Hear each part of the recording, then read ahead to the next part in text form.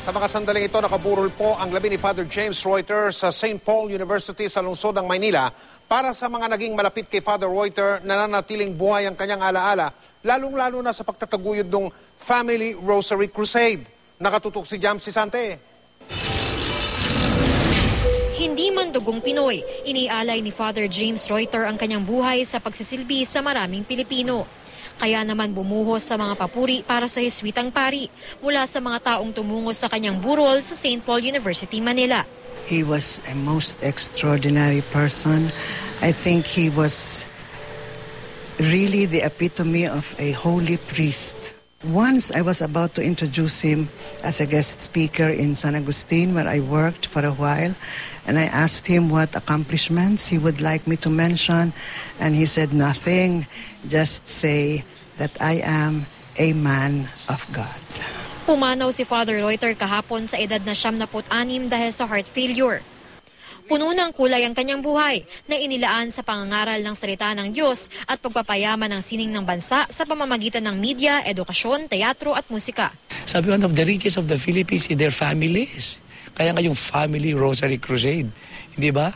Tinaguyod talaga niya yan because he believed in the family, especially the Filipino family.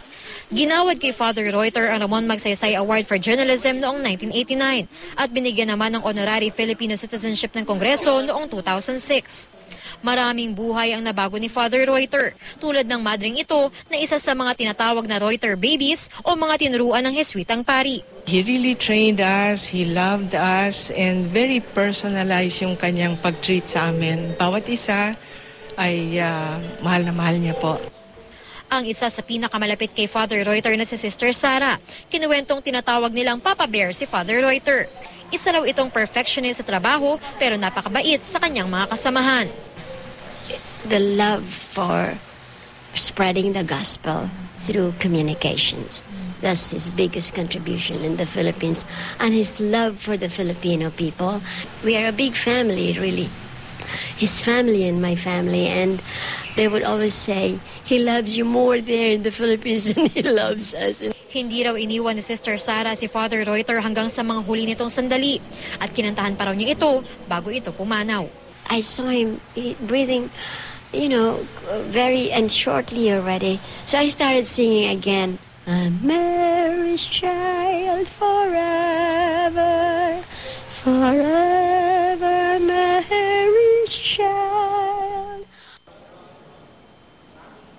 Magkakaroon ng misa bukas para kay Father Reuter sa St. Paul ng alas 5:30 ng hapon. Sa Huwebes, ililipat ang labi ni Father Reuter sa Ateneo de Manila University kung saan matagal din siyang nagturo at naging bahagi ng komunidad. Sa Sabado naman, dadalhin ang kanyang labi sa Sacred Heart Novitiate sa Novaliches na magsisilbing kanyang huling himlayan. Jam Sisante, nakatutok, 24 oras.